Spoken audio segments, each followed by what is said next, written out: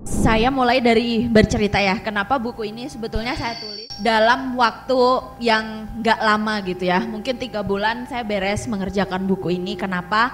Karena saya kerjaannya itu berkeliling di banyak kota di Indonesia untuk ketemu dan melatih ibu-ibu PKK di kabupaten-kabupaten gitu. Nah, ketika bertemu dengan ibu-ibu PKK di banyak kota, sekarang isunya yang sama yang diadukan ke saya nih ya Galih ya, adalah anak-anak perempuan yang dikeluarkan dari sekolah karena konten seksual atau konten intimnya itu menyebar ya.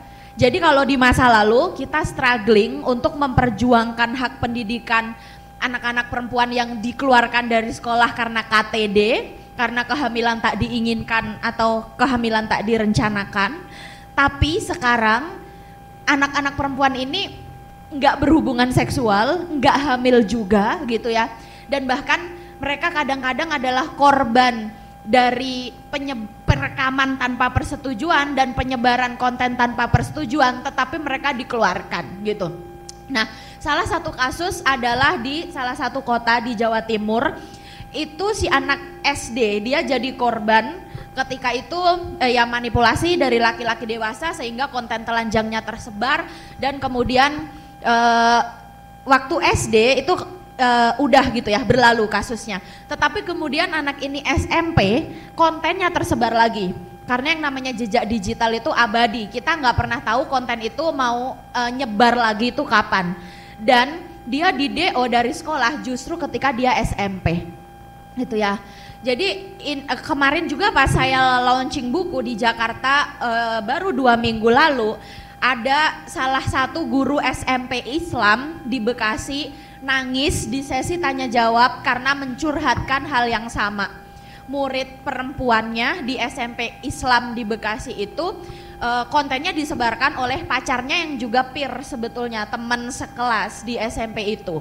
Dan ketika si anak ini pindah sekolah, otomatis kan konten dia juga udah dikenal oleh sekolah dia yang baru, sehingga saat ini guru-guru, keluarga dan juga support system dia lagi kebingungan untuk menyelamatkan si anak agar tetap bisa sekolah dengan aman tanpa bullying. Itu seperti apa kalau kejadiannya kontennya ini belum bisa dikendalikan nih persebarannya gitu ya.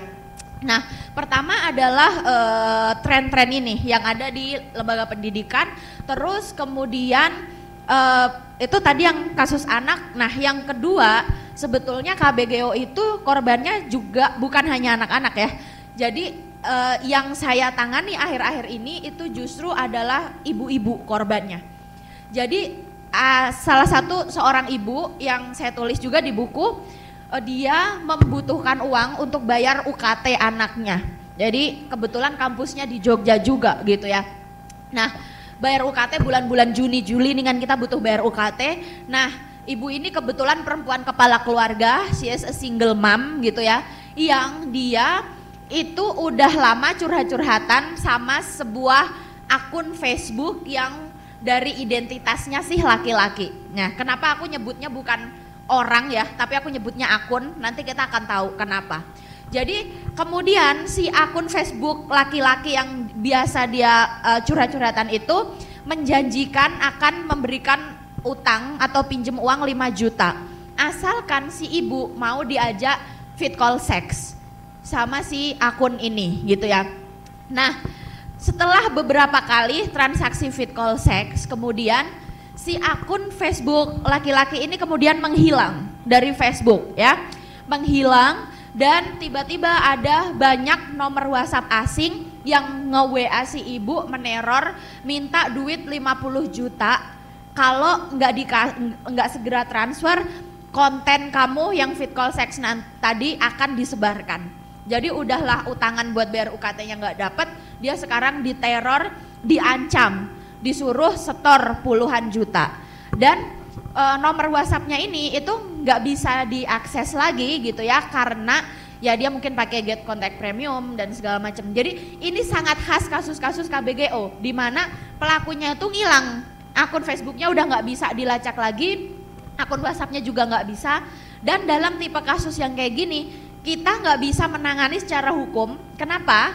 Karena kalau kita lapor ke polisi, itu prosesnya sangat-sangat konservatif. Jadi kita akan ditanya, kamu ngelaporin siapa, nama pelakunya siapa, dia tinggal di mana, biar bisa disuratin, biar bisa diinvestigasi, disidik. Sedangkan ternyata kalau akunnya nggak nyata, si akun Facebook ini nggak nyata gitu kan, terus nomornya juga nggak bisa dilacak, kita kan nggak tahu mau ngelaporin siapa, ya. Akhirnya kasus-kasus semacam ini nggak bisa diproses gitu. Dan salah satu lagi trigger saya yang paling besar sebetulnya untuk mengeksekusi buku Luka-Luka Lini Masa ini adalah tepatnya adalah satu kasus di Bandung. Saya nggak tahu waktu itu sama Hita ikut advokasi atau enggak, yang anak SD kelas 5, Cak, yang korban child grooming itu ya. Jadi ada anak SD kelas 5 yang pertama kalinya itu diumumkan sebagai anak hilang. Dan seminggu kemudian dia ditemukan di sebuah apartemen di Bandung, sudah sebagai korban pemerkosaan oleh laki-laki dewasa dan juga sudah dijual ke 3 laki-laki dewasa lainnya. Jadi dia korban pemerkosaan dan juga korban perdagangan manusia. Nah, karena dia pertama kali diumumkan sebagai anak yang hilang, fotonya udah tersebar di internet. Dan saat itu ketika diumumkan gini, anak kelas 5 SD yang hilang ternyata ditemukan di apartemen gitu ya, diperkosa di apartemen gitu. Nah, waktu itu kenapa aku marah banget, karena netizen ala-ala lambe-lambe itu dia berkomentar dengan gini, ya kan dia pergi dari rumah gara-gara berantem sama ibunya, berarti dia datang ke apartemen selama seminggu nggak pulang, berarti emang dia suka nih, itu ya. Jadi ini mah umur doang yang 5 SD, lihat tuh mukanya aja itu muka orang gede, muka doyan seks. Jadi di buku Luka-Luka Lini Masa aku nulis macam-macam seksisme, salah satu seksisme yang paling bikin gergetan itu namanya seksisme agresif, di mana perempuan itu ditandai cuman dari oh bentuk hidung ini berarti doyan seks nih, oh bentuk kaki ini berarti doyan seks nih, gitu-gitu ya. Dan akhirnya si anak ini nggak dibela sama netizen padahal dia korban child grooming gitu ya. Ya namanya anak SD minggat dari rumah kan biasa kita drama queen banget kan. Anak-anak pra-remaja pubertas itu kan drama queen banget. Kita dimarahin oleh ibu sekali aja rasanya kayak gak ada lagi yang suka sama aku di dunia ini gitu kan. Tetapi orang-orang justru mencurigai si anak yang pubertas ini dibanding menyalahkan si laki-laki dewasa yang tidak mengembalikan anaknya ini selama seminggu, memerkosa dan juga menjual gitu ya. Itu sih Pak, kayak literally karena ya sebelumnya juga bertahun-tahun ada di isu ini gitu ya, dan kayaknya this is the moment sih, kayak aku nggak bisa nahan lagi untuk nggak nulis karena nunggu orang lain kayaknya nggak ada yang mau nulisin juga, jadi ya udah nulis gitu Pak. Aman nggak ya teman-teman semua? Karena aku dari tadi tuh dengerin Mbak Kalis kayak trigger banget gitu ya. Dan itu valid semua sih menurutku yang diomongin, karena gini, ngomongin kekerasan kayaknya kita semua sepakat bahwa kita tuh pernah menjadi korban kekerasan, salah satunya ya selain di rumah dengan orang tua atau keluarga sendiri adalah di sekolah. Karena banyak banget area yang dianggap abu-abu dan tabu, nggak pernah ada aturan yang jelas gitu ya, mengklasifikasikan bagian mana sih yang termasuk kekerasan, utamanya kekerasan seksual, karena selalu dianggap itu adalah sesuatu yang tidak perlu dibicarakan di sekolah. Menurutku ini aneh banget, karena kalau dulu kan apalagi kalau aku di SD, kita belajar PPKN. PPKN itu kita belajar norma, ada norma kesusilaan. Kita belajar Pancasila. Pancasila itu ada sila kedua, kemanusiaan yang adil dan beradab.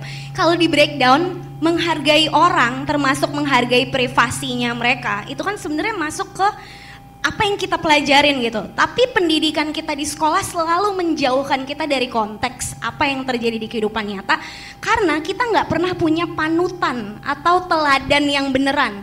Kadang-kadang kekerasan itu terjadi dari gurunya sendiri gitu ya. Sorry to say, ngomong tentang kekuasaan di sekolah, pasti kita ngebayanginnya adalah guru gitu. Dia yang punya kendali terhadap kelas, dia yang punya kendali terhadap apa yang keluar dari mulutnya gitu ya, dan itu yang didengar oleh murid-murid gitu.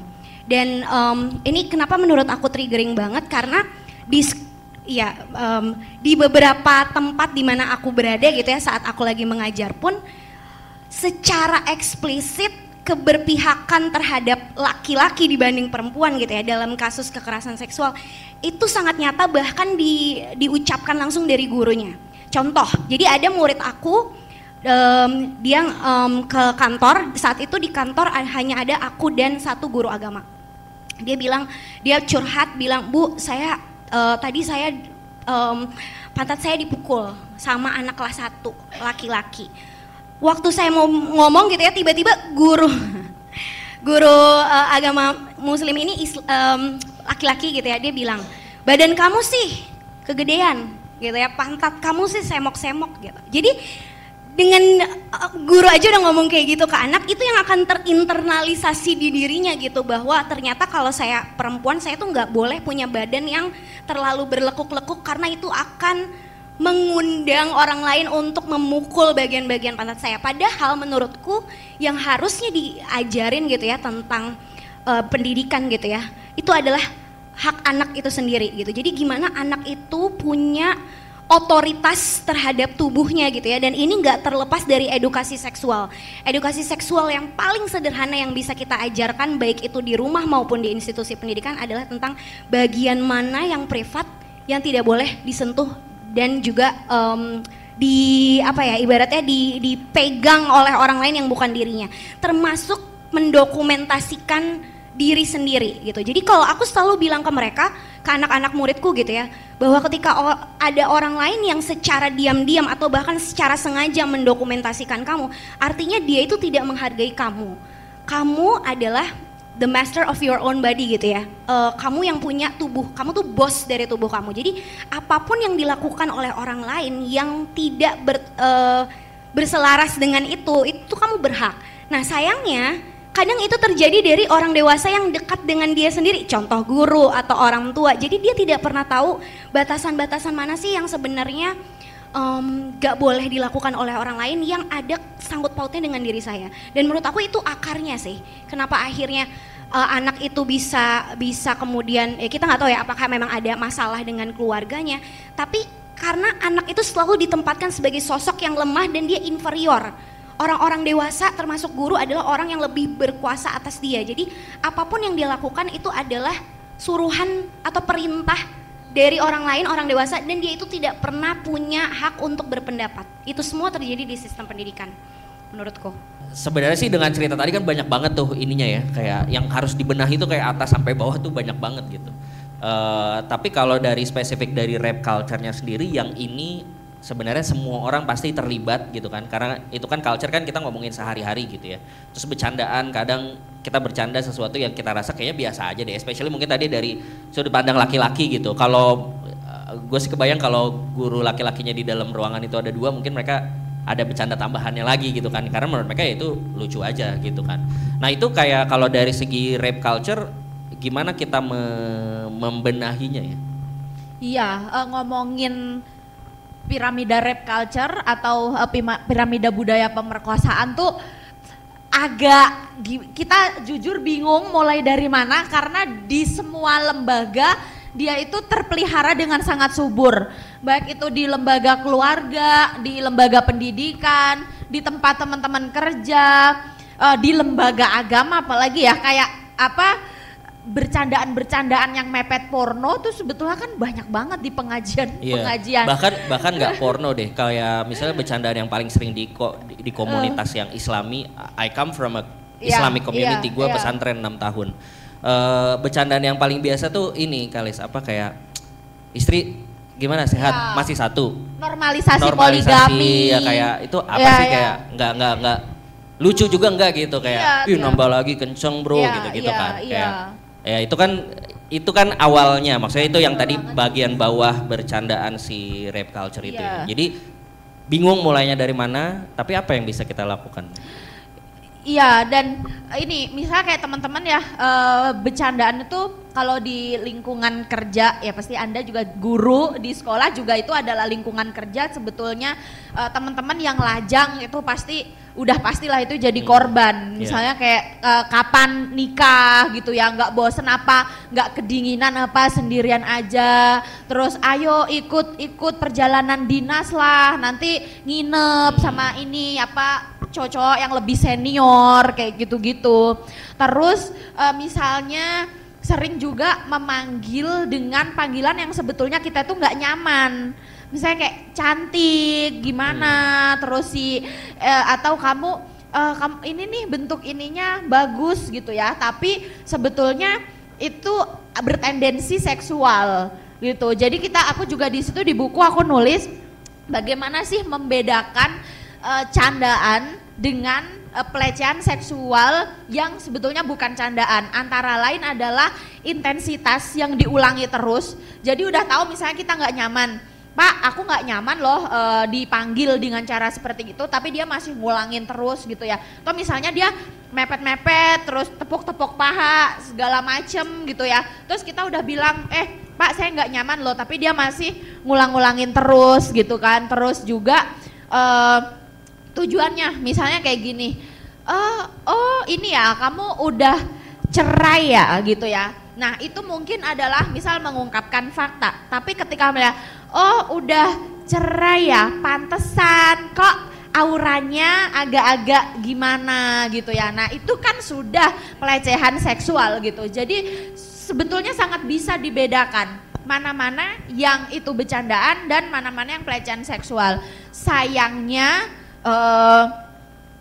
sekarang yang bisa kita lakukan itu adalah dari kitanya gitu Pak. Kayak yang ya udah kayak kita, saya nggak nyaman nih gitu ya, bisa nggak manggil saya biasa aja, saya punya nama, nggak usah ditambahin ih cantik, ih sayang gitu ya, gitu saya punya nama misalnya kayak gitu. Terus bisa nggak sih kalau ada forum rame-rame gitu nggak ngebahas soal kelajangan saya terus gitu ya, atau status seksualitas saya terus dan lain-lain kayak gitu. Jadi ngelawannya sih dengan ya udah kita fight back aja gitu. Oke. Nah ini gue coba share perspektif gue sebagai laki-laki ya. Tolong dikonsider bukan sebagai serangan. Gimana sih teman-teman lo tuh? Oke, enggak, tapi nyambung ke situ. Ini menurut gue isunya cukup fundamental dari sisi perjuangan keberpihakan kepada perempuan. Karena gini, ini pertanyaannya adalah apakah ada cara lain? Tentu itu tetap dilakukan ya. Maksudnya teman-teman yang baik perempuan maupun laki-laki kalau dapat situasi seperti itu fight back gitu, call it out gitu kan, kasih tahu itu tuh gue nggak nyaman, itu tuh salah dan lain-lain. Tapi gue ngerasanya kalau itu hanya itu yang dilakukan, gerakan keberpihakan pada perempuan atau feminisme itu selalu terasa seperti gerakan perempuan marah. Memang. Lo berharap apa? Makanya, gue tidak menafikan itu. Tapi apa ya cara lain supaya? Karena maksudnya gini Bu, kalau laki-laki selalu nangkepnya itu doang, jadi kayak orang malah makin antipati sama gerakannya. Ini sesuatu yang kayak gue pernah diskus sama Panyo juga, sama Intan juga. Intinya kayak gimana ya, kayak justru kan kita pengennya lebih banyak laki-laki yang tahu dan masuk gitu ya. Tapi kalau yang tertangkap selalu marahnya doang, mereka malah antipati. Ini sama kayak sama kayak apa ya? Mungkin kayak misalnya kita mau ceramahin orang yang sangat agamis gitu. Tapi kita pakai satu angle doang yang dia kayak ya lu juga nggak ngaji, ngapain lu nyeramahin gua gitu kan, malah mental lagi gitu. Jadi malah nggak masuk gitu. Apa ya yang bisa dilakukan selain itu? Itunya tidak diganti, makanya anda jangan marah lagi nih, saya nanya dimarahin juga. Laki-laki yang udah empowered, laki-laki yang udah lebih tahu, punya pengetahuannya, yang bergerak itu adalah laki-lakinya gitu. Karena kalau kita gitu kan kayak di Twitter tuh ya udah kita di stigma aja, oh feminis marah-marah nih gitu ya, oh feminis lagi nih, kasus kayak gini lagi nih gitu ya. Waktu kasus Dr. Cory rame di Twitter, itu yang nge-call out itu kan bapak-bapak. Karena bapak-bapak ngerasa kayak sebel banget nih gara-gara ada satu laki modelan kayak gini yang dalam tanda kutip quote yang dianggap mau kondo ini gitu, seolah-olah laki-laki seluruh dunia jadi kayak dia gitu. semua, padahal gue enggak nih, gue bapak yang baik gitu ya, di keluarga menjalankan peran sebagai kepala keluarga, laki-laki gitu kan. Nah, jadi itu sih Pak, harus gerakan itu dimulai juga dari laki-laki yang marah-marah. Karena kalau laki-laki yang marah-marah itu, wow, seksi, hot, cool gitu kan, tegas gitu loh. Jantan, bijak, suami idaman, role model. Giliran perempuan lagi ini kayak marah mulu, overreact, sensitif. Mungkin gue lanjut ke tadi, definitely secara isu nggak akan bisa ke cover semua ya, tapi I assume kayak kita semua di sini yang ada di depan aktif secara online lah ya, aktif di sosmed. Mungkin masuk ke anonymous culture, ini mungkin agak bergeser sedikit, tapi gue ngerasa kayak anonymous culture di sosmed tuh sangat berpengaruh terhadap kesulitan ini. Karena kan tadi lo bilang kayak misalnya kalau kita ngelaporin ke polisi nggak ada namanya. Dan itu berawalnya akarnya bisa jadi salah satu akarnya adalah karena ada anonymous culture di sosmed. Orang bisa punya sosmed tapi nggak ada namanya. Anda bisa punya sosmed tapi second account. Iya kan? Berapa banyak yang di sini yang punya second account? Angkat tangan. Nggak berani, ya namanya juga second account. Belum lagi yang second account terus close circle, udah second account dibikin close circle lagi kan? Dan tidak sedikit kasusnya terjadi karena ternyata orang yang lu anggap close circle ini, lu doang yang anggap dia temen. Sama dia di screenshot disebarin, bener gak?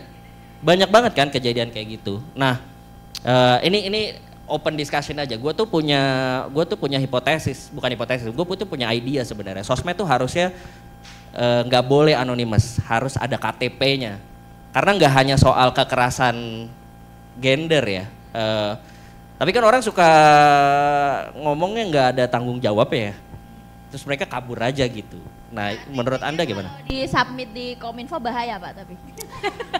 Betul sih, tapi itu kayaknya voluntrip nanti bikin lagi tema Kominfo gitu ya, voluntrip.